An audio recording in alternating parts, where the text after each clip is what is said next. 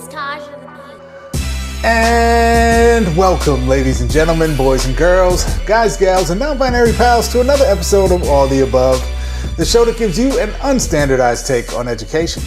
I'm Jeffrey Garrett, one of your co-hosts, and I've been a middle and high school principal and a high school social studies teacher. And as always, I'm joined by...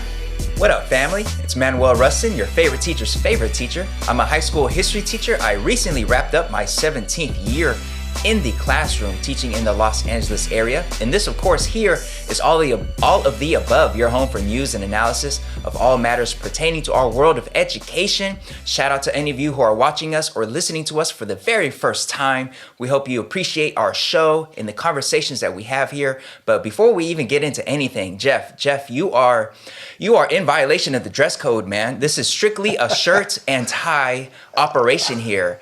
You show up in a t-shirt. What is this, man? What is this? Oh, first of all, don't put me in a box, Manuel. Okay, coming in here with all your, normative, hierarchical, hegemonic, oppressive thoughts. Okay, I'm a free person. All right, I do what I want.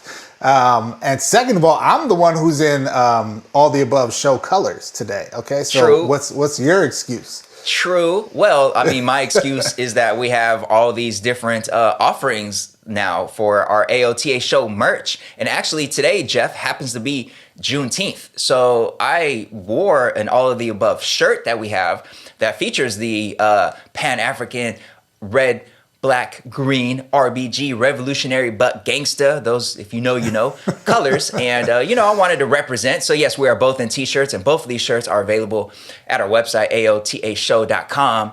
If you go to the little link for support. And Jeff, they read, teach the truth, the whole truth, and nothing but the truth. I mean, that should be obvious, right? Why would that even be, why even put that on a shirt, Jeff? Aren't we teaching the truth everywhere? You know, Manuel, I think what I'm sensing happening here is 1619 Project, critical race theory. You want to teach white children to hate white people. Cultural You Marxism. hate America. Communist Marxist, America, hate America. Anti-American, Frankfurt School, something, word mush. Yes, 1619 is not the most important date in American history. Lots of countries had slavery, Jeff. African kingdoms had slavery, Jeff. Listen, 1776 was when Abraham Lincoln freed the slaves after George Washington couldn't tell a lie and Ronald Reagan had a good morning in America. Okay, and it's America. Smashed this is America. Communism. Yes, correct. Yes, exactly. We're a little off track here, Jeff. But it's all good. It's all good, man. We have a super dope agenda today, and if you're watching or listening, and especially if you've been with our show for a while, you'll, I think, very much appreciate some of the voices you're going to hear on the show today. So, Jeff, why don't you go ahead and tell us what's on the agenda? Well, Manuel, today we have a fascinating episode for everybody. It is a unique episode. Normally we have our seminar, we bring on, one or maybe two special guests. Today, Manuel, I didn't even count them all up. I think we got like 7, 8 guests, okay? We got a whole bunch of dopeness. There might be some kind of law out there about how much dopeness is allowed. We have exceeded the limit. Any single episode. We have exceeded the limit today for sure. Whatever the FCC says it is, we are breaking all kinds of boundaries. We're going to need a waiver for today's episode. We need a waiver. Yes. Yes, like parental discretion is advised. So yeah, man, we have brought on a fascinating collection of some of our dopest, some of our favorite guests over the last year, really over the last few years, to join us today in a really important conversation, Manuel. And that is in almost all over the country at this point. The school year is wrapped up. Very sorry for my homies in New York City that still got a week to go. Man. But for most of the country, the school year is wrapped, and definitely for everyone across the country, this has been the most unique, in many ways the most challenging, in some ways the hardest, in other ways one of the most inspiring school years we have ever seen. Period. End of story. And we're bringing on just a range of fascinating perspectives, folks who are deep experts in a lot of the different aspects of this field we call education, to just debrief with us and talk about, to them and from their perspective and their seat in the world, what are their biggest takeaways from the year that was 2020, 2021.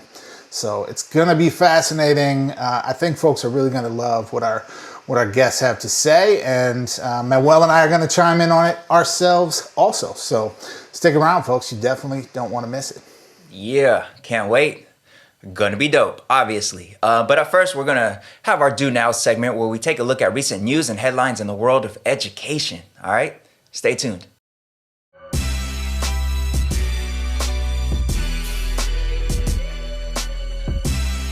All right, folks, now it's time for today's Do Now. Jeff, how are we gonna do the Do Now today? Mr. Rustin, you didn't hear that like the school year is basically over, right? Like, I got my grade, I turned in all my work, I'm good to go. I don't know what you're talking about with this Do Now, but I'm thinking like maybe we can do now, watch a movie or something. Like, what's good?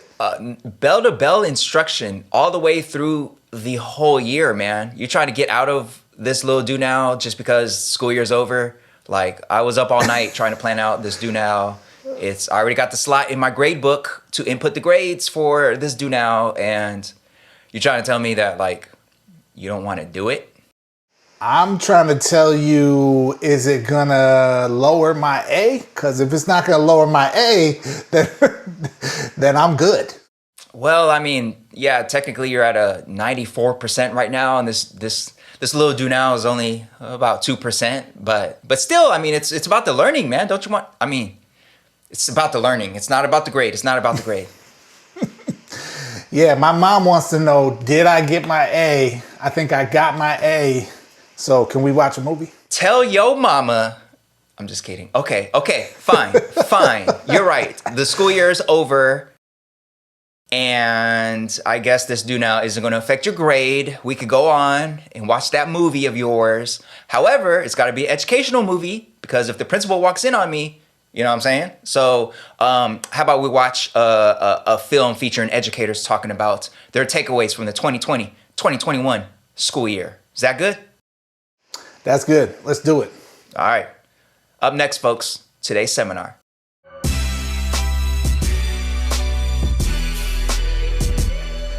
All right, folks, welcome to today's seminar. We are so excited to have you with us. And I have to say, we have just what I think is a really important conversation to get into today with a fantastic collection of some of the dopest, wisest, most inspirational educators that are out there in this country, frankly, that we've had on our show, over this past year, which has, I think, undoubtedly been among the strangest, toughest, most interesting, most challenging years any of us has ever experienced in the profession of education.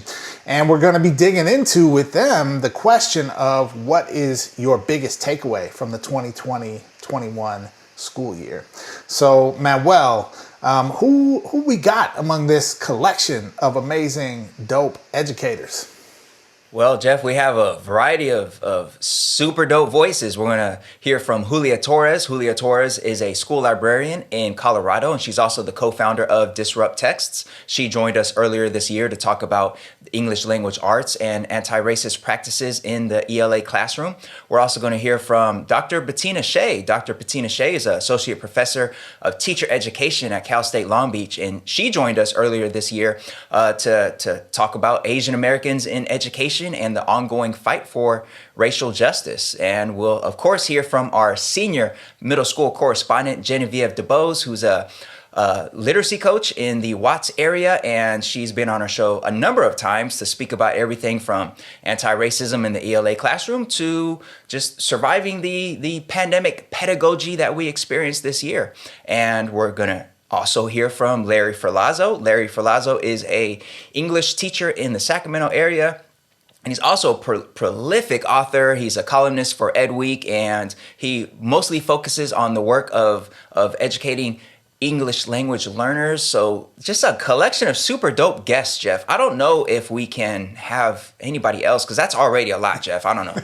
That is a lot. I think that's the right phrase to use. I will say it's not everyone, Manuel, but there's more, okay? So on top of that amazing collection, we have the, we joked around when we were on their podcast talking about ourselves as unicorns, brothers from another mother, our, sort of mirror image podcasters from the other side of the Rockies, the co-hosts of the Two Dope Teachers and a Mic podcast, Gerardo Muñoz and Kevin Adams are going to be with us. They, of course, joined us on our show to talk about issues of educational justice and racial justice and elevating the voices of male educators of color. So Kevin and Adam are going to be with us. We've also got the fantastic Leo Glazé, Los Angeles area middle school teacher, voice of truth on Twitter, and unapologetically black, will be back with us. And last but most certainly not least, we have the wonderful Meghann Seril, who joined us just recently on the show to talk about a lot of the issues impacting our youngest learners during the pandemic, our elementary school students. So that is the list, Manuel. 8 amazing educators representing just about every, sort of corner and aspect and perspective in our profession. It's going to be a fascinating set of ideas to explore with them. Absolutely, absolutely. So without further ado, let's go ahead and hear what they had to say about their biggest takeaways from this 2020-2021 school year. First up is Julia Torres, school librarian and co-founder of Disrupt Text. So my biggest takeaway is definitely something that I have heard echoed from various folks who I follow online, and it's something that is a refrain that's been repeated often, and it's nothing that we do is worth, or nothing that's worth doing should be done alone.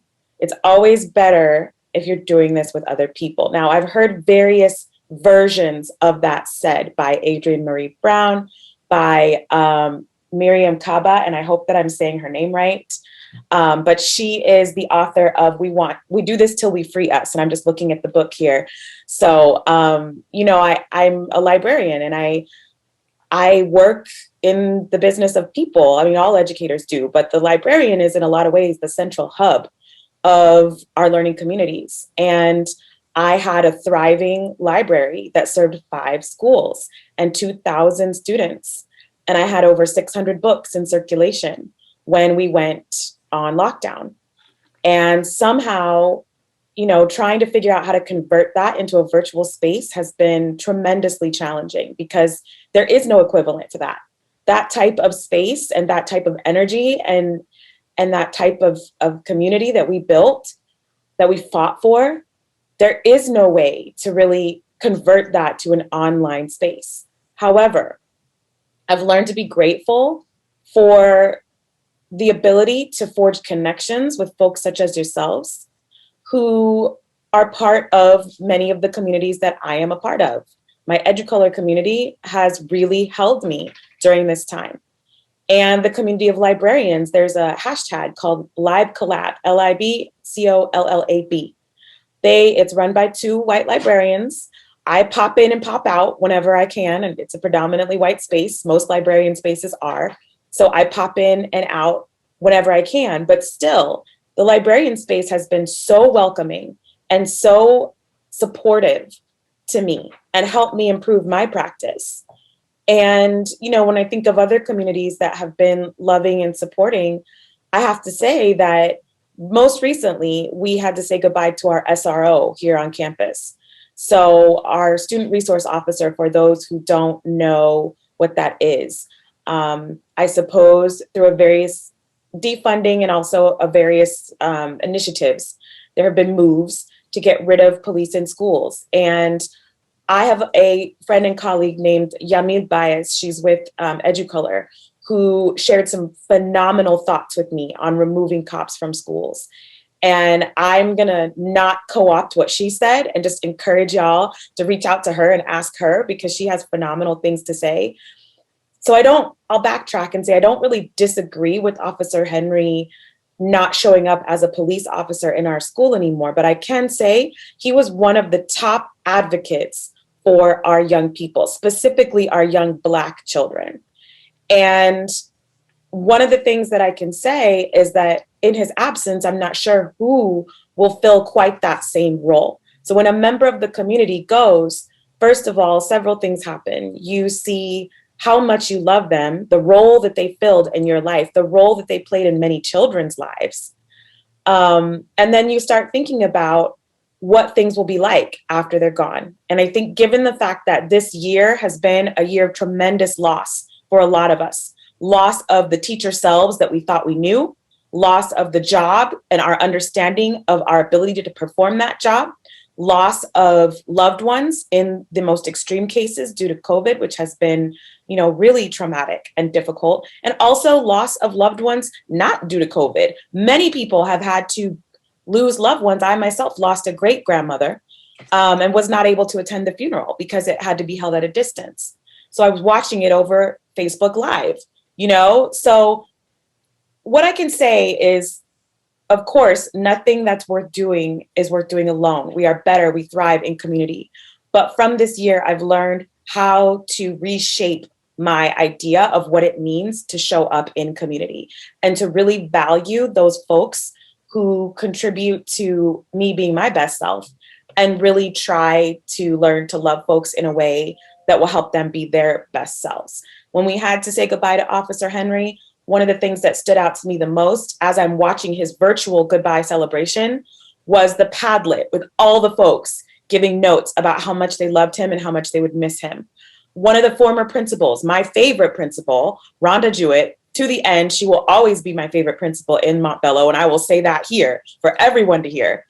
Black female principal, she came back from being retired from the district just to say goodbye to Officer Henry and gave a very impassioned speech about how much he meant to her and to the kids in our community. So I think making sure that we let folks know what we appreciate and love about them on a regular basis is something that I will never take for granted again. And I will make sure that I do that. So thank you for having me here. Thank you both for the role that you play in holding up communities, specifically communities for educators of color and folks who are out here trying to hold it down in predominantly white spaces, which has unique challenges. And then also, I just want to thank you for giving me the opportunity to speak, because I know that there are many folks who don't get the spotlight shown on them as often as I do. And I'm honored whenever anyone asks me to be a representative for librarians, for Black female librarians, for folks who are out here in the community doing the best that we can to serve the kids. So thank you. And here is Dr. Betina Hsieh, Professor of Teacher Education at Cal State Long Beach. Yeah, so the biggest takeaway for me from the 2020-21 school year is the importance of honoring our humanity, right? And the humanity of everybody in educational spaces. So I think this was a year in which our humanity was really pushed to the limit. And when I say our, I mean all of us, right? So educators, students, right? I was in a director position, and I think it is so hard to function in these online socially distanced spaces, right? Or even as we started moving back to hybrid classrooms and started to somewhat take baby steps towards normalcy, to really remember how human we are. But it was so important, right? Like I really felt this year the strain on our collective mental health and well-being, right? And the importance of showing grace to one another, right? And I think we can only show grace to one another when we can acknowledge our own need, right? And so when I think about humanity, I think about how human I was and how I tried to cope with my own overworking, trying to do everything for everyone else strategies, but that burns you out, right? Because you can't give from an empty vessel. And so that's the big lesson for me from this year, is that we have to honor our own humanity as educators. We need to honor the humanity of students, but we can't honor the humanity of our colleagues and our students if we can't actually be present to the things that we're going through. So that's probably my biggest takeaway from this year. This is Larry Ferlazzo, high school English and history teacher in Sacramento and opinion blogger for Ed Week. Well, first off, I got to say I feel honored that you invited me back on, so I appreciate that. I think my biggest takeaway is the value of the Catholic Church has a perspective called subsidiarity, which means that the people closest to problems are more likely to have a pretty good solution about how to fix them. Brian Stevenson, the racial justice organizer, also calls it proximate to. And I think, obviously, it's a little too early to find out exact research conclusions, but I talked to a lot of teachers around the country and a lot of administrators as well. And it seems pretty clear that the districts that really engage with teachers, students, and families had a much better year than the districts who did not. And I think you had some districts and some district leaders who felt like they were the smartest people in the room. And the old saying, right, is if you're the smartest person in the room, you're in the wrong room. And I think in those districts, they had a lot more challenges. And to give you an example, of this kind of hubris, our district had its opening line when they announced their reopening plans where we've thought of everything. And of course, they had zero conversations with teachers prior to announcing their reopening plans. And then when they finally sat down with our union local to begin to finalize them, they realized all the other things that they did not think of, including the fact that maybe the 10-year-old computers in our classrooms might not work really well with concurrent teaching. But I think, you contrast that, I think, where there were a number of districts, including in our region, that really engaged with teachers much earlier and had a much smoother rollout. And that also includes, I think, engaging with parents. Right? You had some districts that just sent out, online, an online survey or two, but did not follow up with calls, did very minimal follow-up, which meant, I think, a lot of parents, particularly parents of color, were omitted in the equation in developing reopening plans. And then it also relates to districts that try to develop sort of centralized programs to contact students who had disappeared, as opposed to some districts that allowed schools, that gave money to schools to hire local people who had relationships in the neighborhoods to reach out and track those students down. And it even goes down to teachers. I know for me, hey, listen, my remote classes will win no prizes, but they were a lot less terrible because in my class, we had leadership teams of students in each class that we met regularly to debrief and evaluate how the class was going, how to make it better. They were in charge of leading small groups, and lots of teachers did similar stuff.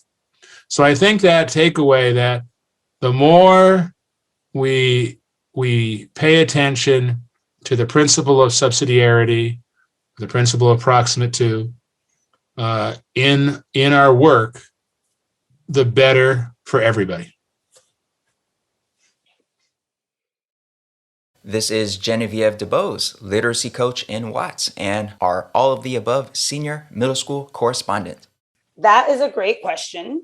And I've been thinking a lot about this question, and really wanted to have like a really profound answer. And, it's something like, teachers are so incredibly resilient, which we already knew, and kids are amazing, which we already knew. So when I think about this, my first thought is this year has absolutely sucked. And one of my biggest takeaways is I hope that we never have to experience a school year like this again in our lives, but also that no one has to experience a school year like this.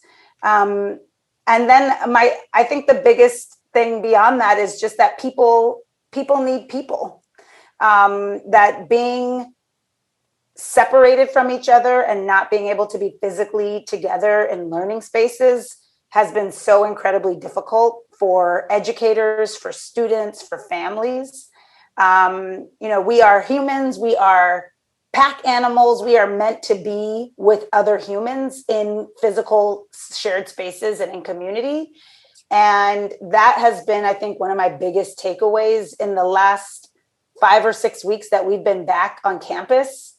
There has just been such kind of a sigh of relief amongst staff members, amongst kids. And I know it's not for everyone, but for colleagues to say, like, it is so good to just see you, even though I can't physically come to your classroom and we have to be outside with our masks on, I can talk to you about something and not say, hey, you need to jump on a Zoom. And for kids, like kids have been at our school, the first week back, we had, a small amount of kids, but each week more and more kids are coming back because kids are hearing from their friends, hey, it's actually nice to be back. And yeah, we have to stay separated in certain times of the day. And it's not ideal because I'm still on Zoom all day, but I get to do fun stuff at lunch, and there's book clubs, and the librarian's got a cart and she's pushing it around the lunch tables, asking who wants to check out a book. And our counseling team is doing really fun things, and there's music playing, and it's just joyful. And so my biggest takeaway is that people need people. And education we all know, is about so much more than skills and standards. It's about our connection to each other and the communities that we are creating in our shared learning spaces and in the physical space of school. So as much as we can do as a nation to ensure that people can return to schools physically safely, we will be so much better for it, because being in that shared space is just so much better for everyone's soul, everyone's spirit, and for our learning. And I've seen kids, some kids have been like, oh, miss, it's so much better because I could just ask my teacher in person a question, and it's like, yes, you don't have to send them a Google message or send them a private message in the chat, or just not ask because you can't, so that's my biggest takeaway. We need each other. And when we can be physically together and safe, real learning and connection can happen. This is Leo Glazé, middle school history teacher in the Los Angeles area. I've been thinking about this question for the last couple of weeks since y'all invited me to come on, and I'd probably written down 30 different things, and I tried to whittle it down to like 5 or so. And so I've got a couple. The first one, man, is that kids have learned so many skills that cannot be measured by tests and by assessments, that will serve them really well as they move forward in life. The ability to collaborate, be resilient, adapt, show grace, empathy, and how to fight and what that looks like. I'd also say that now officially, nobody can ever play dumb again when it comes to the inequities that we see, not only within our own social systems, but within education itself, whether we're talking about racial inequities, gender inequities, ableist inequities, and classist inequities. Like nobody can pretend like they've got their head in the sand anymore. It's done. It's a wrap. So now that we know, what are we going to do about that? I'd also say that, like, especially when it comes to a lot of like the DEIJ work, I think that it has become really important that we do a good job of incorporating history into that, and not just having it be about training, but be about learning about not only this country's past, but also about its present and what's going on, and making those links so that way we can step outside of the theoretical and actually get into practice. I'd also say that now, like, one of the great things that we have seen is that, like, our education system is capable of making changes. We did find money to give kids hotspots when they needed it, to give them laptops and tablets when they needed to get that stuff. We did find ways to go ahead and find some money for training, whether it's on Google Suites and things like Peer Decks and stuff like that. So everything that our education system had told us was not possible because of money and constraints and budgets, when we needed to come up with it, we did it. And so hopefully that sort of stuff continues. And also when it comes to ACTs and SET testing, like, we don't need that stuff, and we've proven it. And it took the social unrest, and it took, this pandemic for those scholastic and aptitude tests decided, you know what, we don't need these anymore either. And it took the courage of Cal State's and UC systems to go ahead and say, you know what, we don't need those anymore either. And so hopefully we continue to be that revolutionary and be that change, because our society needs it and it's possible. And I'd also say, honestly, that, like, when it comes to a lot of districts and schools and administrations, they have also proven that they, in a lot of ways, are not worthy of a lot of the students and the faculty that they have employed for so long. I saw so many great students and families and teachers put in a lot of tremendous work over the course of the past year, both looking at it through social media and doing Zooms and workshops with other groups of people, and just seeing it kind of within my own school itself. And man, there are some really incredible educators out there. And I hope that the exodus of educators that we are unfortunately seeing, I hope that stops, but it's only going to stop when the systems get better. And I think my last thing is going to be just a shout out to all the kids out there that have had to survive over the course of these last 15, 16 months. And for some of these kids, a whole lot longer than that, especially the graduating classes from pre-K to kindergarten to elementary to middle school and high school. Like, y'all are doing it. And so I can only say congratulations to y'all. Please don't let the older generations like myself and others gaslight y'all and tell y'all that y'all are weak or that you're soft or that this is a trophy generation and everybody gets an award, because y'all have dealt with a lot of stuff that people do not give you credit for. And y'all are still going to have to put up with, the ramifications of the adults in your lives' actions as you move on and become adults. And so y'all keep doing your thing and still keep surviving, and strive to make this world a better place and leave it in a better position than, unfortunately, what my generation and older generations left for y'all. So yeah, that'll be about it. Here we have Kevin Adams and Gerardo Muñoz, hosts of the Two Dope Teachers and a Mic podcast, Teachers in Colorado. Biggest takeaway. Oh, man. Kev, you want to start? I knew you were going to do it. At first, I was surprised. Well, I'm making space. Like you just talked about. Appreciate it. I appreciate it. Make space, baby. Yes, that's it. I think, the biggest takeaway from this year is that I can change the way things are. Like, we were in this mode of like what education is, and we saw that we could get rid of standardized testing for a year. We saw that we could drop the focus on our scope and sequence. We saw that we could focus on SEL needs first, right? And really benefit our students. We saw that we could like work. I was in a building leadership position, and we saw that we could, meet teachers' needs in different ways. We saw that we could let teachers be more flexible with their time and how that workday went, right? A big revelation was working from home in some ways felt liberating to get out of the building, as a person of color, to not be in those meetings, some of those hostile environments, right? Yeah.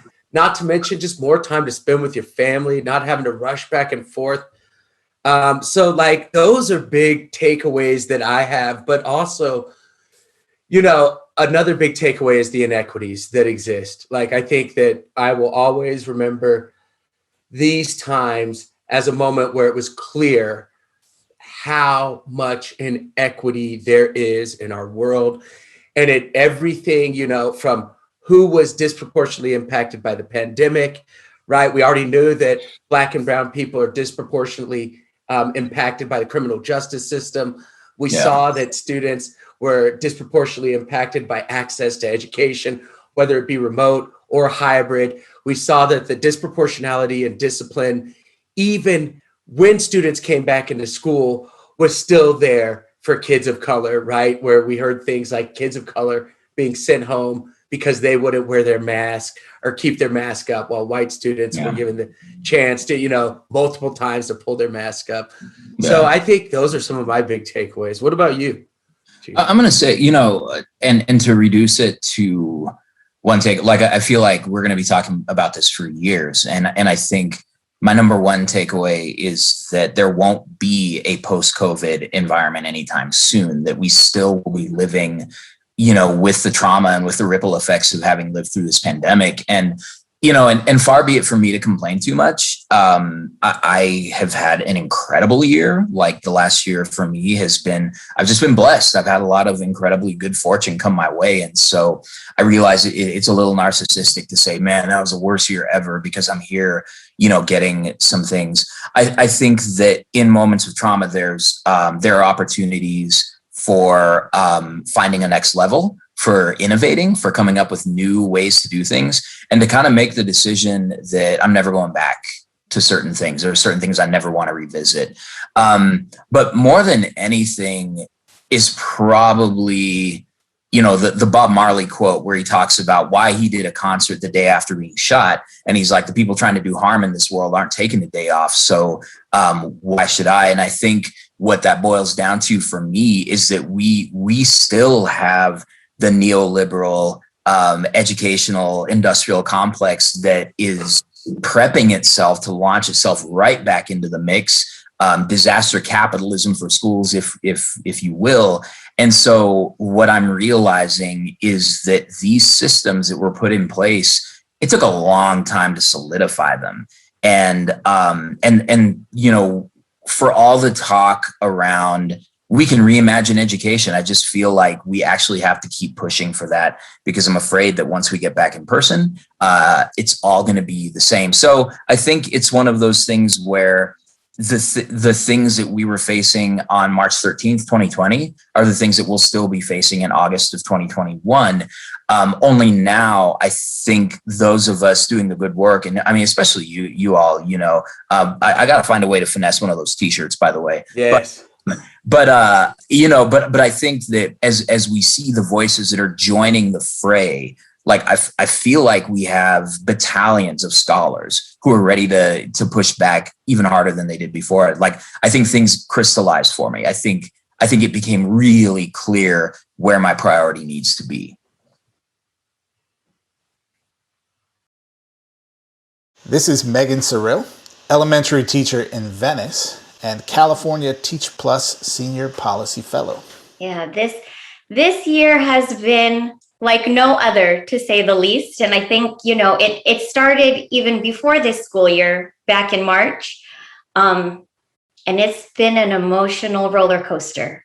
I think one of my biggest takeaways is the importance of humanizing education, and starting with making sure our kids are doing okay, our families are doing okay, our teachers and our staff members are doing okay. Getting back to just making sure we're connecting with each other, that we're checking in, especially on the emotional level, has been really, really important this year. I work with third graders, they're 8 and 9 years old. And for my students, one of the biggest challenges has just been being at home and not being able to see their friends on a regular basis, hang out with their extended family. And so our time together online was so important, because it was a time to connect, a time to check in, share what's going on at home, meet the pets, meet the siblings. And that's been really special. And I know when we go back in person, when we're really all together in person, we need to continue to strengthen those relationships. And that's where we need to start next year. I know there's a whole narrative about learning loss. We got to double down on the math and the language arts and test all the kids. But really, where I want to start with my students is let's celebrate, let's connect, let's just be together. Then we can get to all of the good stuff. But we got to start there. And so if I have learned anything from this year, it's that education should be humanizing, and it should be about connecting, because that's what our students, that's what our communities are about. Our kids are not just test scores. Our kids are not just statistics. They are amazing. They are so wonderful. And I'm so proud of my students this year in the way that they've connected, in the way that they've been vulnerable, in the way that they have shown and shared their learning with each other. And so I'm excited. I'm excited to continue that work when we're back together in person. Wow, folks. I don't know about you, but so moving, so inspirational to hear those words from such just a fascinating collection of educators. And, I don't actually have a mic here with me in the studio, but if I did, I feel like I would owe that group of people a mic drop on the 2020-21 school year for really, I think, just summing up so much of what this experience has been and what it has meant to educators, not only here in Los Angeles and in California, but across the country in so many ways. And we wanted to take a few minutes ourselves to also, reflect and opine for a moment on this question also of what were our biggest takeaways from this past school year. So, Manuel, I'm gonna hand it over to you first. Talk to us, man. What do you got? Yeah, well, first of all, we just want to thank all of our guests for stopping by again to be on our show and grace us with their words and reflections about this school year. Because I think, part of me wonders if we've all just globally become so used to the idea of being in a pandemic that we sort of lost a little bit of perspective of just how wild this all is. So I appreciate the guests for stopping by and lending their perspectives and reminding us of just how momentous the school year has been. And this, I think, collection of voices is one that I personally will probably go back and listen to when the next school year starts, just to remind myself of just everything that was the 2020-2021 school year, and just hold on to that perspective and not let myself just slip into this mindset of back to normal, everything's normal, because we can't go back to just regular normal. And for myself, when I think about this school year and my major takeaway from the school year, I think it's one that's been echoed by a lot of folks. And I go back to Dr. Betina Love's statement last summer when she said something about how this pandemic has shown us all these big radical changes are possible. And she used the phrase something along the lines of they showed their hands, when they said we couldn't have laptops for every kid, and then this pandemic hit and now everyone's got a Chromebook or iPad or something similar. They played their hand and they showed us that it is possible for a system like ours, like our education system, to enact radical change quickly. The money is there. All this money that was found during this pandemic, especially here in California, Governor Newsom is making it rain on schools right now. It's where was this money before?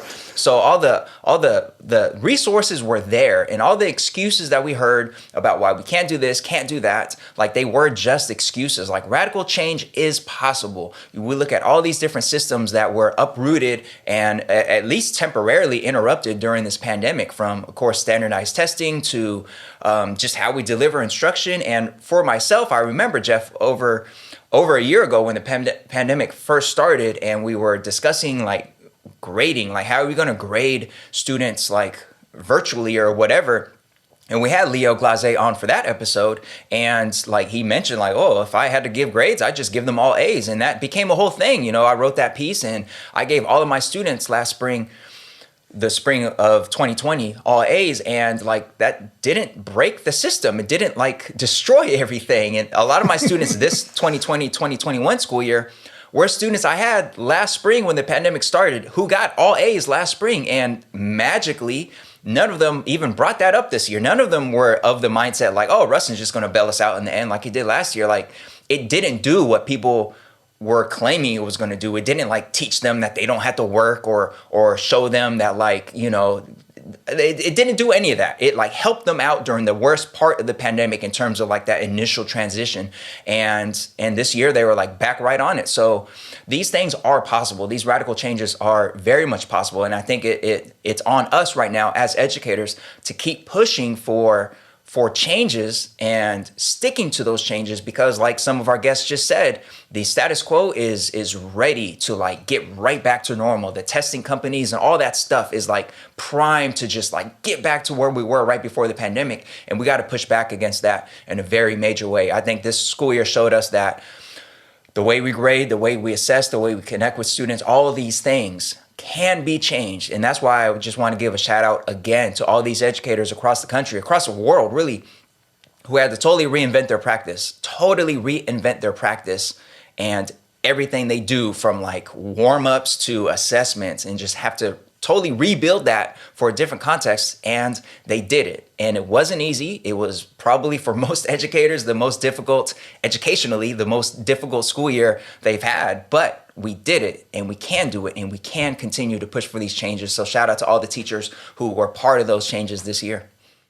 Yeah, I so appreciate your words there, Manuel, and also want to say to your last point there, right, about the amount of work that educators did this year. At the same time as that public narrative about educators, and specifically about teachers, started off, remember last spring, folks were like, clapping in the streets for healthcare workers. And there was like a hot second where people were like, and give it up for the teachers, as well. And then it flipped real quick to like, oh, these lazy teachers, they ain't working and this and that. And, listen, I'm sure out there are some educators who like didn't work hard for this past year. But the people I know busted their butts, man. And even though in some ways, families and the public had a much more intimate view into classroom instruction than they've ever had before, I still am not certain that people fully grasp the work and the emotional toll that this past year has taken on teachers, and what it's actually like to try to teach to a Zoom screen that's mostly blank squares, where internet connections are bad and kids are trying to talk, but they, it's scritchy and, they can't have their camera on and all of that, right? So yeah, anyways, I'm just co-signing on what you said and saying, and on top of that, folks did all that with just some really difficult kind of circumstances around them. So for sure. I would add, Manuel, in terms of my biggest takeaway for this year is I think it was revealed in ways that I think for most educators with like a solid moral center, at least, a truth that we have known as a truth, but that there's all kinds of factors that have worked to hide that truth from us, which is what is actually most important about education, public education, the institution of school. And I think that was revealed to us this year in a way that, if there is a silver lining from a horrible pandemic that disrupted everyone's lives, that killed 600,000 people and is still killing people, it's that it gave us some perspective on some truths. What really matters? What do we actually need out of this thing we call school? And what is this stuff that's nice to have, or it's just sort of peripheral, frankly. And I think what it revealed to us, Manuel, is the stuff that we have given the highest priority to in our definitions of success, our accountability systems, testing, the sort of external pressures of what matters, right? Your reading and your math and your science scores. Those things are not actually the fundamental bedrock of what is most important about school. They are interesting measures and we can debate them.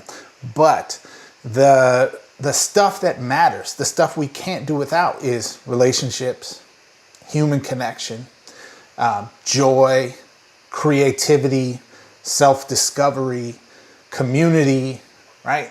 Those are the things that we actually missed this year. Those are the things that when parents said, hey, my kid is not doing well this year without being able to be around their peer group or, without being able to make new friends, it wasn't because they didn't get to sit for the state English exam last spring.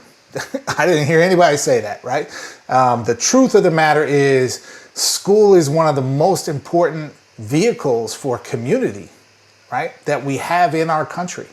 And that was taken away from us in a large part because you don't get the same experience through a digital means. And I think that was revealed to us. And I hope, Manuel, that when we come back, more full scale in the fall or whenever that is in your part of the country, that we remember as we put back into place all these other systems that are shaping or reestablishing, hey, what does it mean to be successful at this thing we call school? That we remember that the stuff that actually mattered, that we missed, wasn't the grades, it wasn't the test scores, it wasn't, AP exams.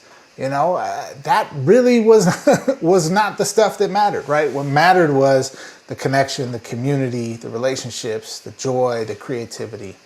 So to me, that's my biggest takeaway from this year and something I'm gonna try to hold with me in my work going forward. Yeah, you're absolutely right. I asked my students as we finished off the school year, their end of the year evaluations of myself and the class and what their experiences were like. And none of them said that any of their takeaways were about Padlet or Jamboard or learning about Canvas and stuff. Like all of them, they were talking about the different ways that teachers found a way to still connect with them, to still try to bring light to the situation. One student used a phrase related to me in my particular class, but she was like, "You brought light to an otherwise very, very difficult year." And a lot of them were talking about how much they appreciated their teachers for, quote unquote, showing grace, for listening and understanding them and allowing for more flexibility from everything from deadlines to whatever. And all of it, I think, harkens back to this idea of education and the experience of teaching and learning. It's really, really about connection. And that was definitely, I think, for most folks, the hardest part about this year is struggling to have that or establish that through virtual means or through even a hybrid means where folks are masked up and separated and it just wasn't really the same as normal schooling. So definitely, yep. I think this year highlights the importance of that human connection over all the tech tools, over all the, lesson plans, all that stuff, whatever. But that connection between teacher and student, between students and each other, between families and the school system, that connection is everything. So yeah. Yeah, I agree, man. And, it is going to be really interesting to see. I'm sure it's going to make for all kinds of great content here on All the Above. Moving into next fall, what actually happens, right? How much of these big takeaways from this year do we as a collective, as a system, as an institution, as a public institution, how much do we actually act on and respond to and shape, around our values versus how much do we just go back and do what we've always done, right? And if anything is true in public education in this country, Manuel, it's that inertia is perhaps the most powerful force in the physics of education. So it's gonna, at minimum, take a whole lot of work to change direction on some of these things, but we've learned some stuff, man, and we would be remiss to, just set it aside now, I think, and go back to that, quote unquote normal. Yeah, absolutely. But folks, we want to hear from you. All right, let us know what were your biggest takeaways from this 2020 to 2021 school year. Reach out to us on Twitter or Facebook at AOTA Show. Of course, you can email us, allaboveshow@gmail.com. But yeah, we want to hear from you. We want to know what were your biggest takeaways, whether you were in the classroom or not. I think this is a school year that everybody experienced in one way or another in terms of either trying to teach or trying to help your young people at home engage with school through a computer screen or whatever. So definitely reach out to us. Let us know your thoughts. And again, thank you to all of our guests from this episode, but also all of our guests over the course of this year. This year has been so challenging, so many Zoom appointments and all that stuff. So we had so many guests join us this year. We just want to send a shout out and a lot of love to all of them for making time for all the above. All right. But up next, folks, class dismissed. Let's shout out some folks doing extra wonderful things in the world of education. Stay tuned.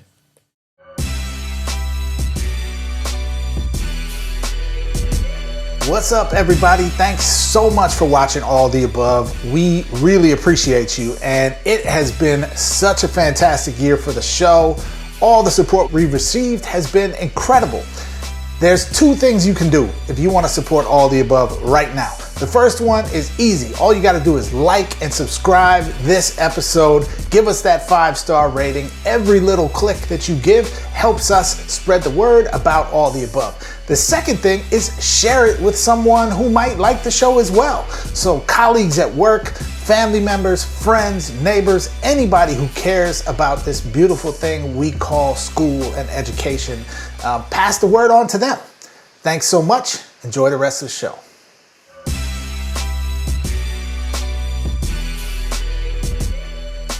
All right, folks, now it's time for Class Dismissed. Let's shout out some folks doing wonderful things in the world of education. Jeff, who we got today?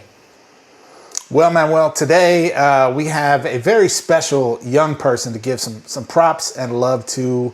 I think many folks out there may have heard of this just a couple weeks ago. This young lady, Paxton Smith, 18 years old, graduating from her high school in Dallas, Texas as the valedictorian, had an approved speech that she was set to give, but because of some of the very recent news in late May coming out of Texas with one of the most restrictive pieces of legislation stripping women of reproductive freedom and taking away opportunities for women's reproductive health care and essentially functioning as an abortion ban, a near complete abortion ban across the state of Texas, she chose to use her platform to speak out against this issue and to challenge the attacks on women's bodily autonomy and personal reproductive freedom in her valedictorian speech. And it was, I think, a beautiful example of a young person using their platform to challenge those in power. And to rally some of her peers and classmates around both an issue that has systemic effect and disproportionate effect on poor and low income women, women of color, indigenous women, especially, but also touches her in her position of relative privilege. And so I thought it was just a fantastic example of a young person rising to the occasion, using their platform to challenge adults and challenge those in power. So props and shout out to Paxton Smith of Dallas, Texas, and Manuel. What would you like to add in our praise and respect for young Mrs. Smith? Yeah, well, one reason why I think it's important to shout out Paxton, for one, obviously she's dope, phenomenal. And I saw her in an interview talking about this experience, and she had said something about how she expected her mic to be muted, but it wasn't cut off. So she continued on. And that had me thinking, that reminds me of some story we talked about on this show. And digging through the crates, I saw that a few years ago, we shouted out another valedictorian by the name of Ruha Hagar. And during her graduation speech, she was shouting out the victims of school shootings, the victims of police violence. She shouted out Tamir Rice, and right when she said Tamir Rice, boom, her mic was silenced because her school was like, nope, we don't want none of that political stuff here. And this story here with Paxton, it just is another reminder to me that the youth are all right. A lot of times you hear people say the kids are better than us. And I think this generation, especially this generation that has endured this pandemic, this generation that we are handing a world that's on fire in so many different ways. Like this generation, they refuse to be muted. They refuse to be quiet. They refuse to just allow our bans on critical discussions around race, all the messaging that they get from adults that like, oh, they need these young kids, they don't know nothing about hard work. They don't know about this. They don't know about that. Like, these youngsters will not be silenced. These youngsters will not be muted. Like, these youngsters are speaking up. I know myself as a teacher, when working with my young folks this year, it's just so clear to me that, and I don't know if it's because of all the information that they're able to access now through social media and through whatever means, but like these youngsters, they know what the hell they're talking about. And they know what's going on, and they see it. They see the game, and they're like, nope, we're not going to have this. We're speaking out. And I think Paxton is just the latest example that we've seen of a young person demanding to be heard, and a young person using whatever means available, in this case, her platform as valedictorian, to speak out against injustice and speak out against just efforts to continue to marginalize and silence and oppress. So shout out to Paxton. Super dope. And I think, Jeff, that's a wonderful way for us to end this reflection episode, by going back to the youth who've had to endure all this, and just reminding ourselves in the world that like these youngsters, man, they are ready to go for real. Indeed, Manuel. Couldn't agree more. And what a beautiful way to bring to a close our end of the school year reflection episode, as you said. And folks, we just want to thank you for joining us today, for staying with us through this full episode. We hope you enjoyed it as much as we did. We also know there's a lot of buzz out there in the Twitterverse and the Facebookverse. Folks are wondering about these shirts that we got on today. These are AOTA show exclusives, okay? Teach the truth, the whole truth, and nothing but the truth. And if you would like to get one of these shirts of your own, you can. All you have to do is go to aotashow.com/support. That's aotashow.com/support. There's just a little button you click that says get your merch. And you can enter the AOTA show store. You can get t-shirts like this, all different colors available. We have different varieties of it. We got the Chicano flag. We got the rainbow flag version. You get your hoodies. You get a mug. You can get all different kinds of swag for your favorite unstandardized take on education, talk show here. So please do reach out, support the show. We thank you so much for all that, folks. And we'll see you next time. Yeah.